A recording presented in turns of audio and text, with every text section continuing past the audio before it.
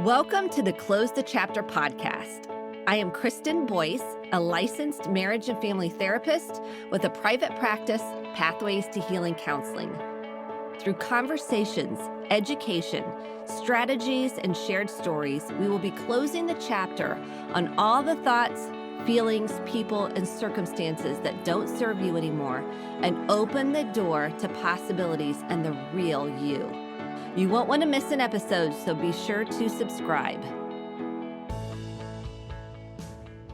Welcome to this week's Close the Chapter podcast. This is one of the most important conversations we can have right now.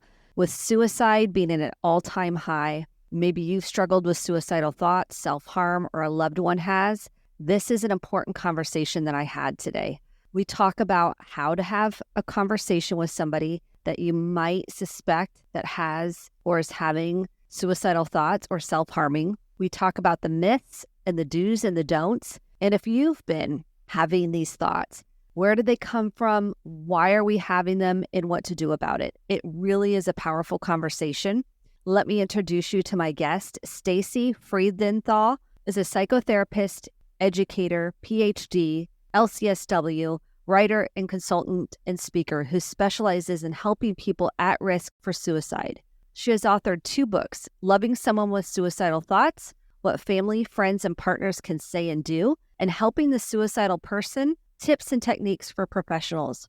She also created and maintains the website Speaking of Suicide. She works as an associate professor at the University of Denver Graduate School of Social Work and has a small psychotherapy and consulting practice. Dr. Freedenthal lives in Denver, Colorado with her husband and their collection of cats. I love that. I love it when people put little personal things in their bio. This is an important conversation. I could have talked to her for a lot longer because there was a lot more to cover, and we hit the important points. Pass this along to anybody you think might benefit from this conversation.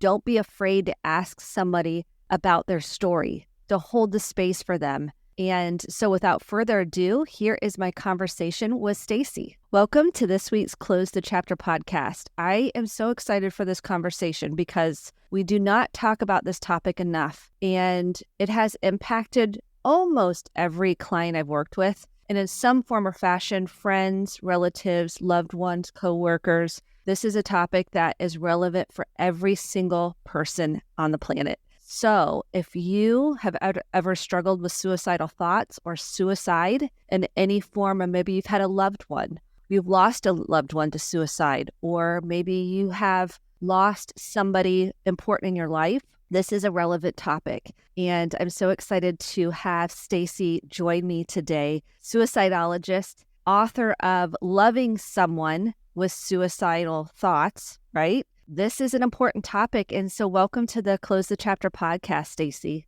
Thank you for having me on the podcast. I'm so glad you're here because I think this is a topic people are afraid to talk about. They're afraid to bring it up. They're afraid they're going to plant a seed in somebody. Tell me your story as it relates to you feeling very passionate about the topic of suicide. Suicide is a big part of my life professionally, but also it has been personally. Suicidality, for various reasons. I mean, one is that a friend of mine died by suicide in high school, and that was really kind of formative experience in a way. Some of the questions that it raised for me are questions that have continued in my scholarship and studies on suicide. And then another reason has to do with my own personal experiences with suicidality, in that I've had suicidal thoughts. And I first had suicidal thoughts even before my friend died by suicide, when I was about 12. And then on and off had them for many years. And then in my 20s, actually, things got incredibly worse. And I attempted suicide more than once in my 20s. And now here I am today, suicidologist, which is a real word. It doesn't sound real, but it means someone who studies suicide. And I specialize in helping people who have suicidal thoughts, both in my writing and in my clinical practice and in my studying and my studies. That's what I specialize in. So when someone comes to you, and it doesn't come out right away, typically, does it? Unless they've had a hospitalization. How does someone start talking about their thoughts, their suicidal thoughts? How does it begin? Well, with me, it tends to come out right away with my clients because when they call to make the appointment, I say on my website, it says I specialize in helping people with suicidal thoughts. Is that a reason that you are interested in seeing me? And so that provides a very concrete opening for somebody to say, yes, they have suicidal thoughts. And sometimes they don't. And they say, no, but I figure if you can handle that, you can handle me. So it's not exclusively people who have suicidal thoughts. But more generally speaking, it tends to be that the person shows that statement, show, don't tell. It tends to be that somebody shows rather than tells that they're struggling. And one of my big soapboxes is that we need to ask the question and not rely on the person to tell us for many reasons. And one being that it's so hard to talk about, it's so hard to ask about, and it's so hard to disclose for many people, not all people, but for many people, there's just this, it's laden with taboo and fear, anxiety. There's the topic of suicide is. And so there's a lot of kind of social pressure, sort of conditioning to not explicitly talk about suicide or suicidality. So by directly asking somebody, we're showing that we aren't colluding with that taboo and that we are willing and able, and maybe eager is not the word, that we want to know if somebody has suicidal thoughts. That makes sense. What would be the question when you say ask them? Because some people are like, well, I don't know what to say. What would you say would be the key question? Well, the key question would be the most direct question, which is, are you having thoughts of killing yourself? Or have you been thinking of suicide? Or are you saying that you want to end your life? Those are all direct questions about suicide. And there can be ways to lead into it. So you're not like, hi, my name is Stacey Freedenthal. Are you having thoughts of suicide? I did once volunteer very briefly at a crisis hotline where that was the way they answered the phone. They said, hi, my name is Stacey, and I'm wondering if you're having thoughts of suicide.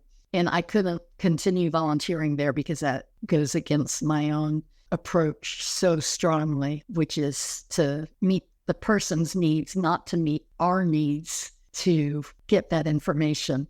And they had a lot of hang-up calls, and I don't think that was a coincidence. But there are ways to lead up to the question, and one way could be with everything that you're describing, sounds like you're under a lot of stress, or it sounds like you're really struggling, whatever the situation is. A lot of people who are going through things like this, they have thoughts of suicide. Do you? Or, I'm wondering if you're having thoughts of suicide. Do you is kind of blunt, but I'm wondering if that's true of you too. And then by asking it that way, you're kind of normalizing that many people do have suicidal thoughts. And you're also conveying that you've heard it before, that you're not going to freak out, that you're not going to be judgmental. So it's a good invitation. And it's something that a psychiatrist named Sean Shea writes about, where he talks about validity techniques, and not validation, but validity, where you're asking sensitive questions in a way where you're trying to get valid, truthful information about an often stigmatized topic.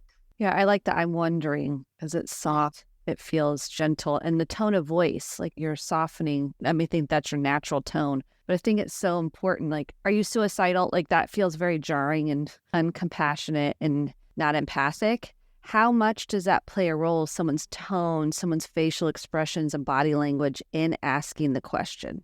It definitely plays a role. I mean, I don't want to convey the message that you have to do it just right, that there's one way to ask, because people already have anxiety about asking. And that's something I say to my students. You don't have to ask perfectly, but you do need to ask. But I think tone and expression and all that are very important. And I think they also often get missed, because so often, like in a clinical setting, the clinician is asking for their own needs for information, and then for the other person's needs for empathy and understanding. And so the question can be asked in a formulaic way. And I'm saying some people ask in a formulaic way. I'm not encouraging people to ask in a formulaic way, but they'll say, do you have thoughts of suicide? And then a person says yes. And then their immediate next question is, do you have a plan? And that's not empathic. There's no acknowledgement in there of what person just said. of what they're experiencing, of what their own inner thoughts and feelings are. It's more, okay, now I need the next bit of information so I know whether to worry or not. That's such an important point, because you miss that point of attunement and connection with the person in front of you if you jump to, do you have a plan? Because you're trying to cover your bases. So what would be the next question if someone says, yes, I am struggling with suicidal thoughts or suicide? Yeah, I think the first would not so much be a question as a reflection, like you must be going through a really hard time, or if you're having suicidal thoughts, something's going on. What's going on? So I think the first would just be some kind of empathetic statement or empathic statement. And then the next would be an invitation for them to tell you more in their own words, not do you have a plan? Do you have the means? Do you have the intent? Do you have access to the means? All those different questions, but just like I said, what's going on? Or can you tell me the story of how you came to have suicidal thoughts? Or can you tell me the story of how suicidal thoughts came to you? Something that's an open-ended invitation for them to say more on their own terms. Yeah, I like that, because you're really trying to get the story. You're trying to understand this person's story in front of you. And if you can understand that and the person feels heard and understood, that then you can go into that empathic validation, understanding the story. And then what? Let's say they share their story. And then where do we go from there? Someone that's listening that doesn't know what to do next. Yeah, and I just want to clarify, are we talking about a lay audience or a clinic? Lay audience, Okay. audience, yes. Somebody that has a friend or a loved one, or maybe even themselves. But let's talk about, let's say, a loved one. They're talking to somebody they care about. Yeah, so I think as much as you can invite the person to tell you in their own terms what's going on, the better. There's a quote, it's often misattributed to Maya Angelou, but it's Zora Neale Hurston. She says, there's no greater agony than having an untold, well, I'm not quoting it verbatim because now I can't remember the exact words, but it's basically, there's no greater agony than having an untold story inside of you. Yeah, I love that quote. Someone may not come to you and say, hey, I want to tell you my story, but often that is what people ache to do, to tell their story, to be heard, to have some effort at understanding. I know that we can't always completely understand, and to connect and to not feel alone. And sometimes even just having that conversation with somebody can give somebody hope, like, oh, someone can understand, or maybe there is someone who can help me. So it's a very precious opportunity to plant the seeds, if not grow the actual plant, for change. But you asked something else that I was going to answer, and that was, what next after you've invited the story? I mean, it's going to depend on what they tell you. I mean, sometimes when they're telling you their stories, they answer a lot of the questions you would have anyway. Like they may say, I'm just going to make something up. My girlfriend broke up with me and I feel so helpless sometimes and hopeless. I'm never going to meet anybody again. I'm going to be alone forever. And then they may say and so then that makes me feel like I want to die, but I'm not really going to do anything. I have the thought of, I'm going to kill myself because I'm going to be alone the rest of my life. But I also know that I'm not going to do it. So then you've had that answered. You still may want to ask again, because sometimes people say that to reassure the listener more than to reflect their own truth.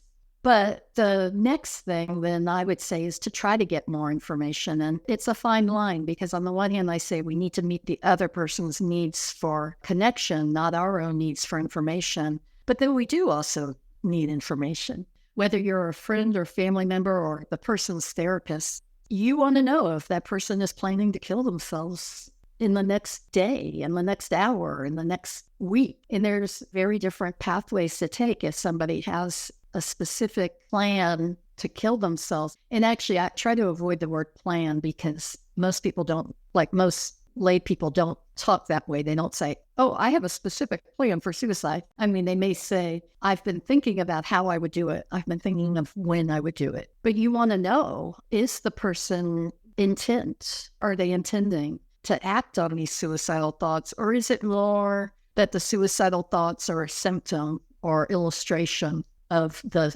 despair or suffering or whatever that they're experiencing? What's underneath suicide for people that don't understand it?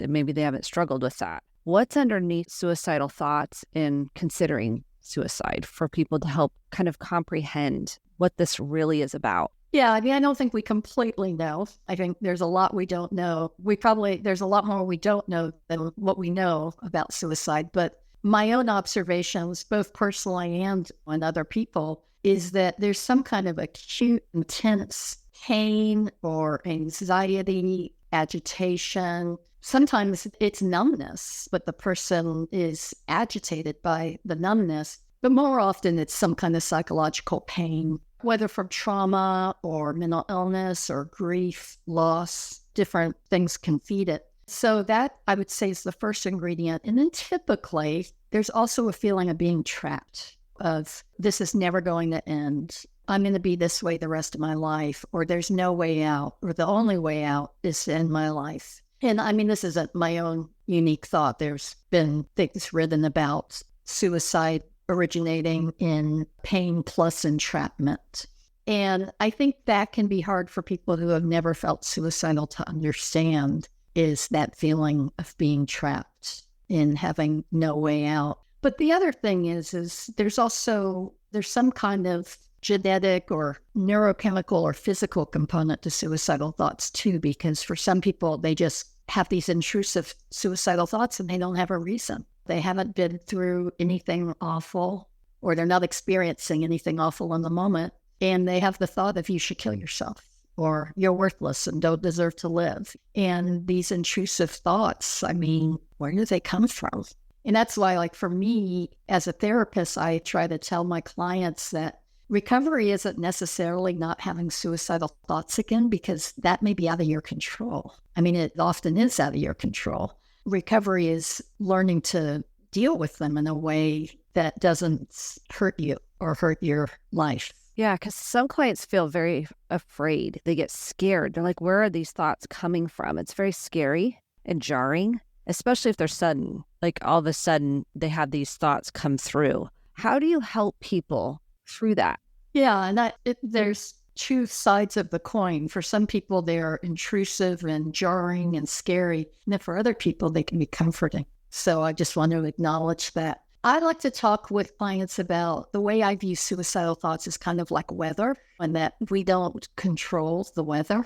And there can be a storm that moves through your head. And some clients this really resonates with, not all, but some. And the idea that you can have these really destructive thoughts of wanting to be dead. And then a few minutes, an hour, a few days, you may not have them at all.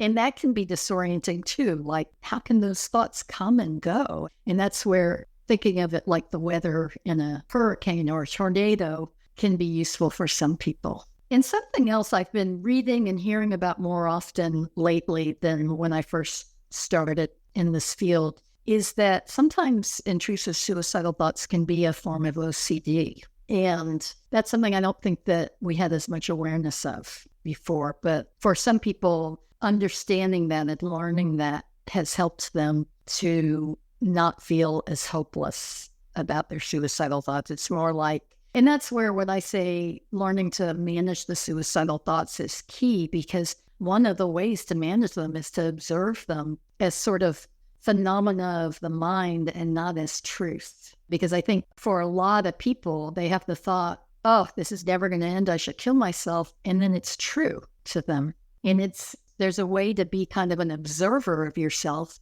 and to say, oh, I just had the thought that this is never going to end, I should kill myself. Wonder what's going on. And we can respond with curiosity or with compassion. Oh, I just had this thought, and that is so untrue. I absolutely have a lot to live for. And maybe they don't want to keep living. So maybe the thought is, right now, I don't want to keep living. But I don't know that that's going to be true tomorrow or the next day or the next. On my website, speakingofsuicide.com, I have an article that somebody else came up with this idea about the 3-day rule, that whenever they have suicidal thoughts, they tell themselves, okay, the clock starts now, and I'm going to start over the clock every time I'm not thinking of suicide. And after 3 days, now they say after 3 days, they'll kill themselves. I don't recommend that. That's not my recommendation. My recommendation is after 3 days, if you still have suicidal thoughts, even before, get help,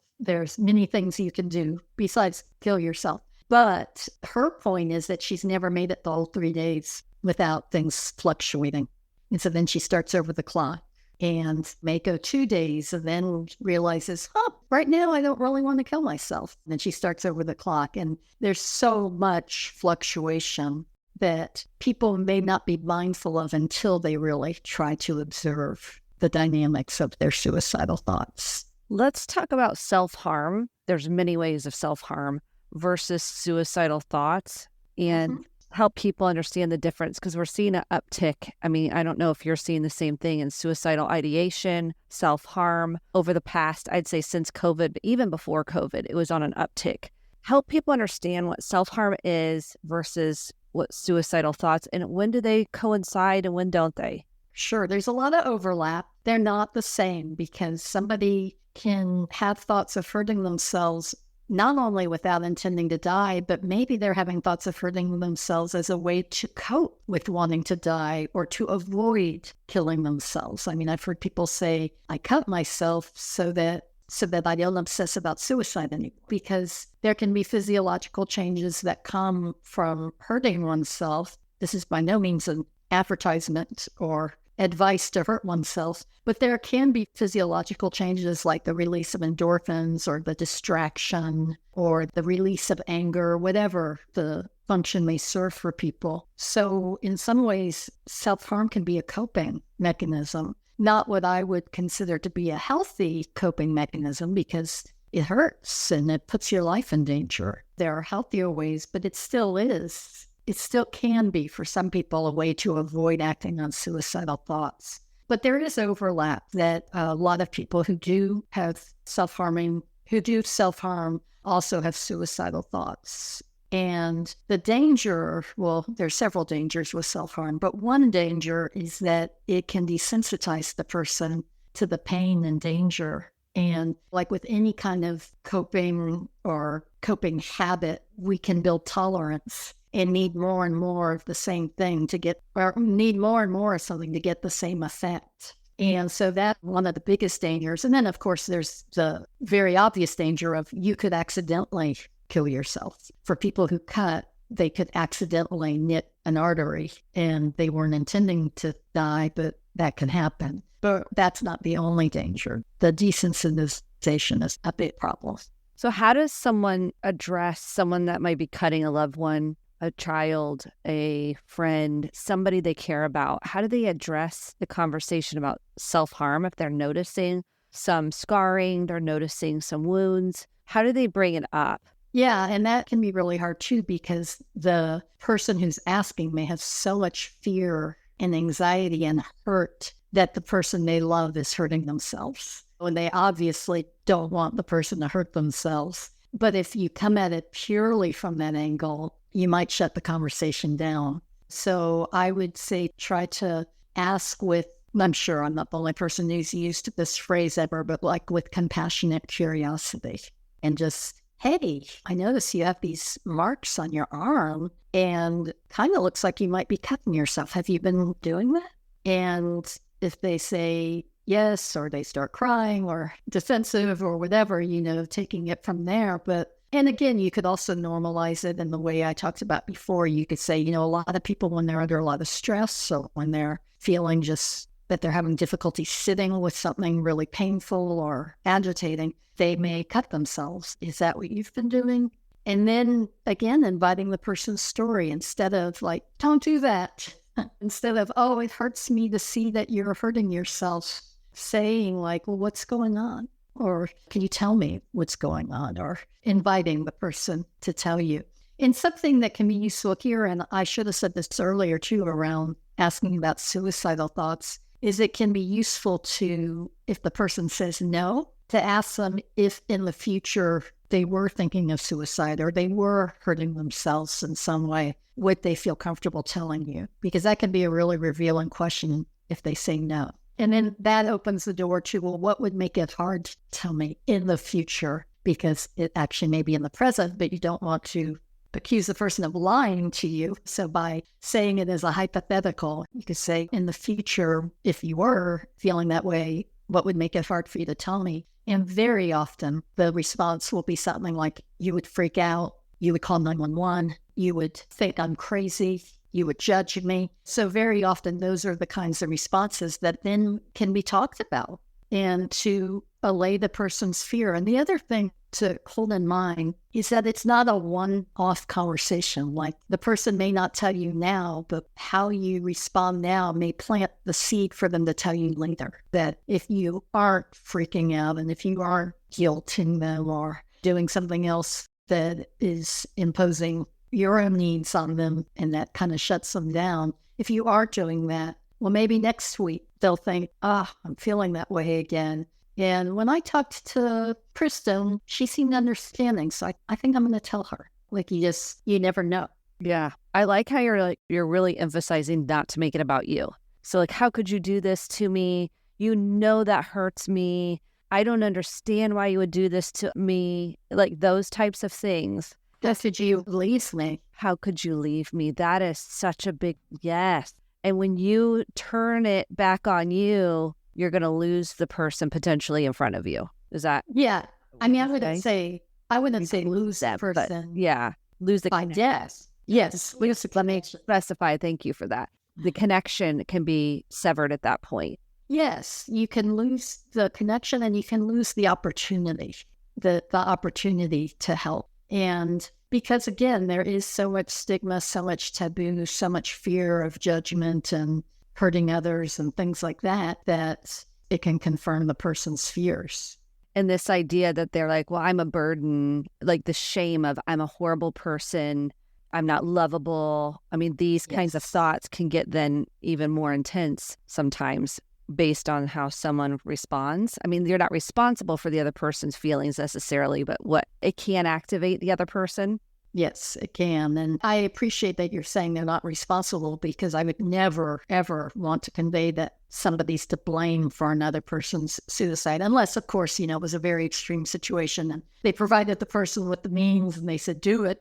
They may bear some responsibility. But generally, how you respond isn't going to make or break whether the person lives or dies. That suicide is too complex to be attributed to one single response in a conversation, but it can result in, like we were saying, losing that opportunity and that connection to help. That makes sense. So let's walk through the do's and the don'ts if someone's having suicidal thoughts. Like, these are the things to do, these are the things to not do. And then I have some myths that I kind of want to bring up. So let's go through the do's and don'ts of talking to I have full check. That's the subtitle to my book. Yes. Yeah. What to say and what friends, families, and partners can say and do.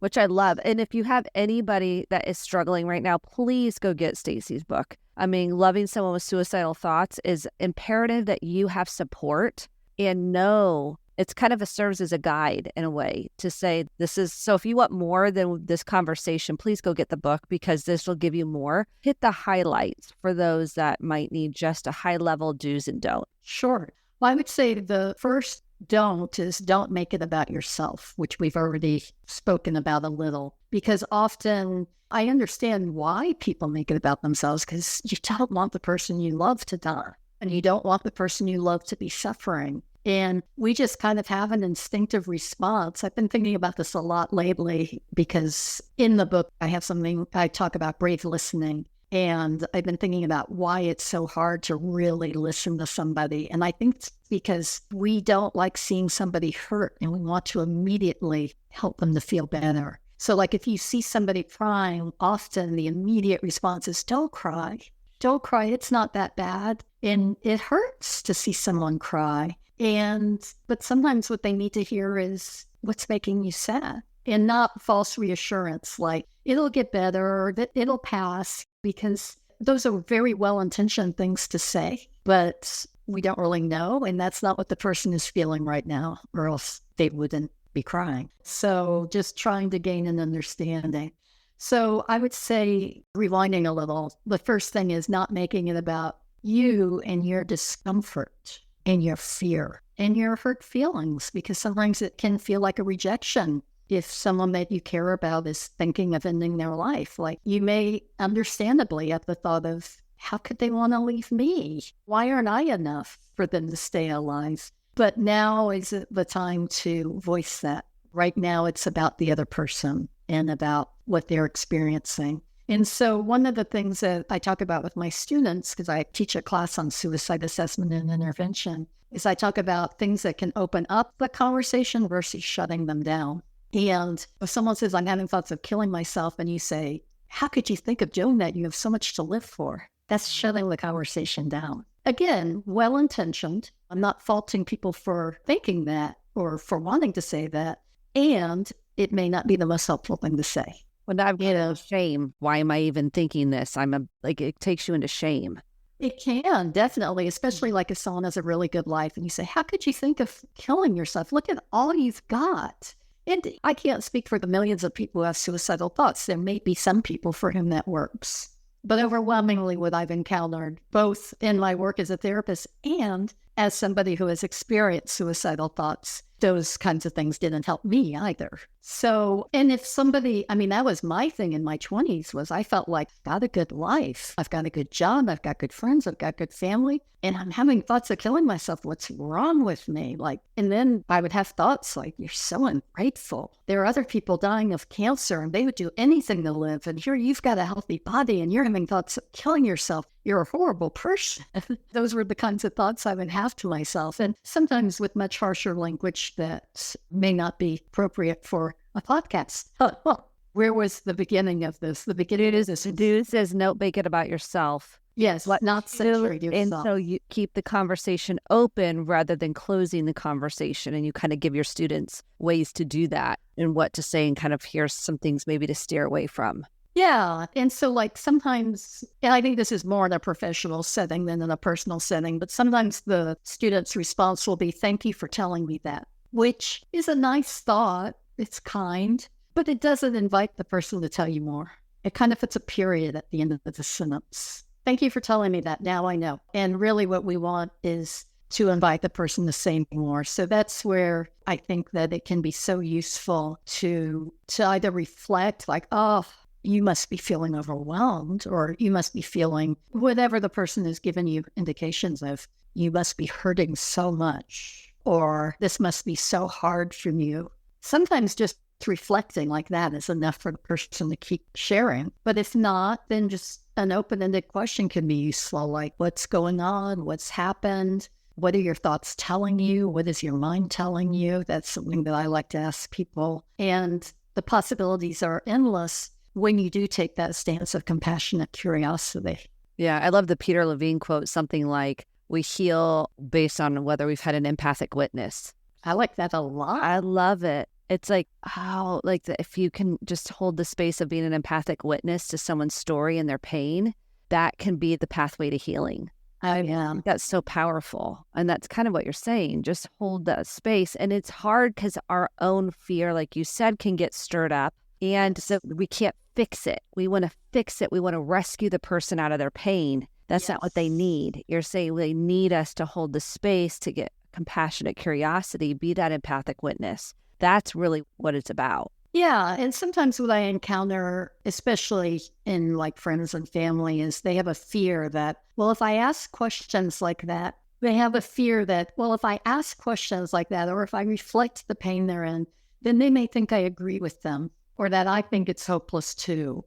And so if that's the fear, you can be transparent and say, hey, I don't want you to think that I think this is the solution. And I want to know more about why you think it is. And I may disagree, but I want to understand why you feel that. So that if you feel uncomfortable and you feel like silence equals endorsement, I don't necessarily think it does, but I can understand how that fear can arise. It's fine to say that. Gosh, a part of me feels like I should try to talk you out of it. And that if I don't, then you'll think that I don't care. But I also really want to understand. Yeah, I love that. And when it comes to this concept, this is one of the myths that gets brought up, like suicide. And I know this can be triggering for me to even say out loud. So I want to put a little disclaimer. This is not what I believe. This is what I've heard people say. And I think it's important. Let's get it out there and kind of address it. Suicide is selfish. Yes, that's another one of my soapboxes. I've got a lot of soapboxes. Let's hear it. Let's hear your thoughts on that, because I feel like we need to address it. Yeah. Suicide is selfish. Boy, talk about shutting down the conversation. There's so much that is hard about that. And one thing that's hard about it is that if you've lost somebody to suicide, you may feel that it was selfish of the person to die by suicide, and you're entitled to your feelings. So while I do have a soapbox where I dislike that judgment and that phrase, I also don't want to invalidate people who do feel that way, because I mean, I could see how if you're married and you've got 4 kids and your hands are completely full and your partner has been fully participating parent and now they've left the scene, whether by suicide or for any other reason, that could feel selfish. Like, now I have to do this all by myself. And now I don't have the help. Now I'm going to become homeless, or I'm going to have to live in poverty, or whatever the situation is. I don't think it's invalid to have the feeling that it's selfish. And I think it is misattributing the cause of suicidality. When somebody dies of cancer, we don't say they're selfish. And that's the tricky thing about suicide, is it can seem volitional. I mean, really, with many aspects of mental illness or distress, things can seem like someone's making a choice to do something, but really the circumstances or whatever forces behind it are what are pushing the person to take action. So that's one thing, is that often what seems like the person's choice may not be their choice, and often is not their choice. One of the really powerful metaphors I've heard for suicide, I think David Foster Wallace, I know he wrote about it. I don't know if he was the first person, but he wrote about that. Somebody who's acutely suicidal, it's like they're in a burning building and they can either experience the excruciating agony, burning alive, or they can jump out the window. And we actually saw that with 9/11, that some people jumped from the buildings rather than die an even more painful death. And I'm sorry if I'm activating anybody, because that's a really, really sad and depressing thought. And it can help put perspective on the fact that suicide often is not about anyone who feels slighted. You know what I mean? So that cancer example, and I actually have on my website a blog post that's called, the title is it selfish to die in a tornado? And again, here's where I'm comparing suicide to a storm. And I wrote this because there was this horrific story in the news in Dallas. This man went jogging and he was attacked by somebody who had a machete and killed him. Again, very not uplifting conversation, and also still important. And his wife, I think it was a few days, but it might have been a couple of weeks afterwards, killed herself. And a newspaper columnist wrote a column saying how selfish she was. I was so angry reading that column. How could you call her selfish? Like, she was in pain, you know? I mean, we do things when we're in pain that aren't selfish. They may seem selfish, but they're really just an instinctive response to not feel so much pain. It's how we're wired. You're trapped in your pain. I mean, there's the word trapped again. That's really what is, you're trapped in your pain and don't see a way. You feel trapped in your pain. You feel trapped in your pain. Yeah. And that's the goal of treatment or other kinds of help, is to help the person find other options, or to see places where they aren't trapped, or to see where their mind is lying to them. Because often that's what's happening, is the mind can be telling them things that aren't true. Like, you'll feel this way forever. We don't know how you'll feel forever. Nobody knows. That's one thing I love about EMDR. If there's something that got stuck in time, a trauma, abuse, something that got frozen, there's almost a trap feeling. So it's almost like we can work through it with EMDR, and there's other modalities, but that's just one, to free that thought, to free that feeling in the body, because it lives in the body, as we know. There's many ways, but that, like you're saying, that's one option to kind of move through it to get to the other side. And then there's other times where it doesn't clear, right? It just kind of, that might be a reoccurring thought. Is that the case? I mean, for many people, that it just doesn't just disappear. Yeah. For some people, they may have a baseline of always having suicidal thoughts, but they kind of like a song playing in the background that they hear, but they go on about their life regardless. And then for other people, it may be that whenever they're under a lot of stress or in pain, that their mind leads to the same place. And there's some thinking, and I think also evidence, that it can become a habit. a habit of the mind that like neural pathways can be forged. And what's come out in more recent research is that there's a reward to it. And our mind craves reward. Our minds crave escape, relief. And the reward is that it can be comforting to know that you have a way out, and comforting to feel in control. Like, well, if this does continue, then I can put an end to it. And so if that creates some kind of mental relief, well, then the mind's going to go there again. It's trying to protect you in a way. I mean, if you really think about it, it's trying to, and the best way we know how. I mean, at the point until we learn other ways, but it's almost like it's trying to protect you. So what are the signs if someone's going, okay, now what do I look for if I have a loved one? Like, what are the signs that someone's suicidal so I can know what to look for? Well, there's the obvious signs that if they're talking about suicide, take it seriously. And I don't mean take it seriously, call 911 or go to the emergency room, but ask them about it. Hey, you've mentioned a couple of times that you wish that you weren't alive. What's going on? What's behind that? And sometimes people joke about suicide. And this is hard because a lot of times people who joke about suicide won't admit that they really are thinking about suicide.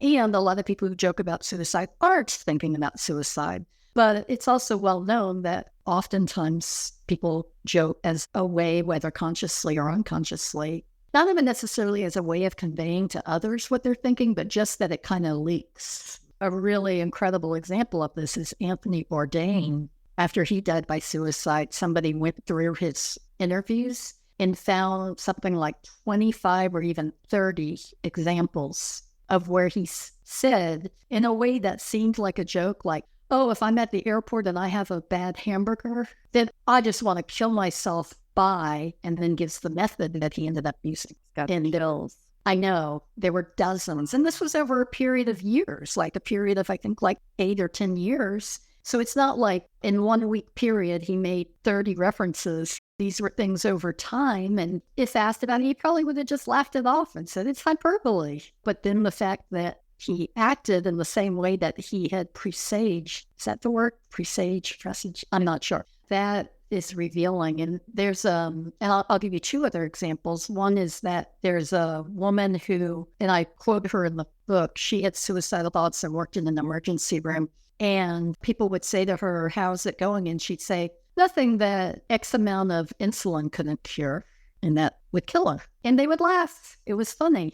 And then the other example I'll give is myself, that in my 20s, nobody knew I had suicidal thoughts. I mean, until I eventually told them. But for a long time, nobody knew, but I made jokes. And one time somebody did pull me aside. And in this particular instance, somebody had said to me, what happens if we never get out of the bureaus? I was a newspaper reporter and we were in a bureau, in a suburban bureau. And I said, well, if that happens, I'll just lie down on the freeway. It just came out. And not that I even was ever thinking of lying down on the freeway, but it was just, that was an illustration. And this person took me aside and said, you've several statements about suicide. And are you thinking of suicide? And I was like, no. Did that make a difference in your life that they pulled you aside and asked you? Because you remember it. I know. I was going to say that's a really good question, because on the one hand, it didn't. But on the other hand, that was 32 years ago. And I remember it. You do. I remember like a vivid memory. I can tell just by you sharing it. I remember clear as day. And then what eventually transpired was about a month or 2 months after that, this same person came back from covering a story, because again, we were newspaper reporters, and it had been a funeral, and he was so shaken up. I don't understand why I'm so upset. And it was a funeral, someone he didn't know. He was there to cover the story. And in talking with him, it became clear that he had experienced a death in his family, and it was a sibling who had died by suicide. So then I realized that was why he was so sensitive to my statements. So it clearly, on the one hand, in the moment, it didn't have an impact, but I remember it so vividly. I even messaged the person a couple of years ago on Facebook, because I'm in the process of writing a personal account of my experiences. And I asked permission to put that in. And he said, as long as you don't, use my name. So very, very vivid memory.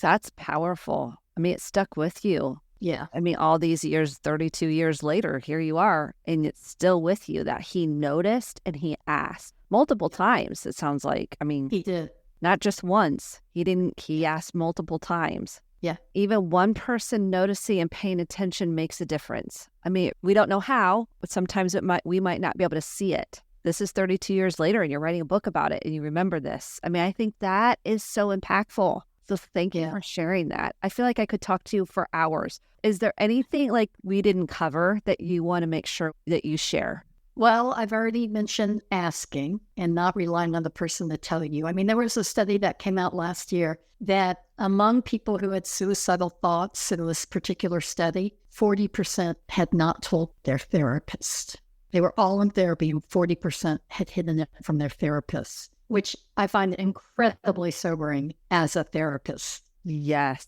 And I know a big part of that for many people is fear of being hospitalized. Yeah, exactly. They're like, you're going to put me in the hospital. I don't want that.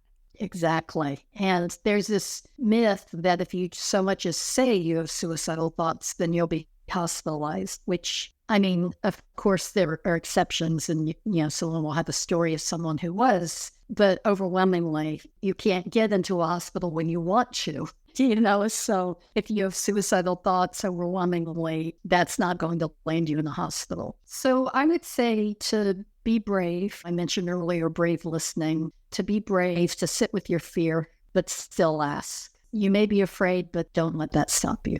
Because look, 32 years later, you remember someone asking to come full circle. I mean, this is what matters. Notice the people in front of you. Notice if something seems they're joking about something or mentioning something, you notice something, compassionately inquire. And be an empathic witness. And you never know what could happen as a result. You don't need to be attached to the outcome. It's just noticing people's, one, tending to your own pain, and two, noticing other people's, and their lives can be changed. So if you are struggling or you know somebody's struggling, what's the next step for somebody? Well, the big thing that I need to say as sort of a public service is that we do have 988, which is the mental health equivalent of 911. And so if you're ever in doubt about how to proceed with somebody, or if you yourself are having suicidal thoughts and you aren't yet to the point where you want to tell a friend or a family member or go to a therapist about it, you can call 988. It's a 24-hour hotline. The formal title is something like the National Suicide and Crisis Lifeline, something like that. And it's everywhere. So 988. But I would say talking about it, trying to connect with others, both if you're experiencing suicidal thoughts or if you observe that the person is experiencing suicidal thoughts. Connection is so important. Not being alone is so important. I don't mean just not being alone physically, I mean emotionally. And again, responding with compassion and empathy and a desire to help. But if you are experiencing it, or if you're helping someone who's experiencing suicidal thoughts, trying to get them help, of course, is important. But it's not the only thing. Like one of the little pieces of publicity I made when my book came out said you don't have to be a therapist or a psychiatrist to help someone who has suicidal thoughts. It's not only for mental health professionals. And in fact, people go to mental health professionals less often than they go to their family and friends about suicidal thoughts. So we need to not have this kind of knee-jerk reaction of, oh, you have suicidal thoughts? Let me send you to the emergency room. That is also losing an opportunity to help unless the person is in immediate danger. Yes. Stacey, thank you so much. Go get the book, Loving Someone with Suicidal Thoughts. Please, this needs to be a nationwide conversation. Share this episode with someone that just you feel like would benefit from learning more about this topic, or they have loved ones that are, struggling in some form or fashion, which most people have something going on right now. Most of us have some hurt, something going on. Let's start normalizing talking about it. Let's start normalizing offering empathy and compassion and having open conversations about it. There's nothing more healing than really having that space to do that. So thank you for the work you're doing in the world, Stacey, and I loved our conversation. Thank you so much for listening to the Close the Chapter podcast. My hope is that you took home some actionable steps along with motivation, inspiration, and hope for making sustainable change in your life. If you enjoyed this episode, click the subscribe button to be sure to get the updated episodes every week, and share with a friend or a family member. For more information about how to get connected, visit Kristen, KRISTEN, Boyce, BOICE.com. Thanks and have a great day.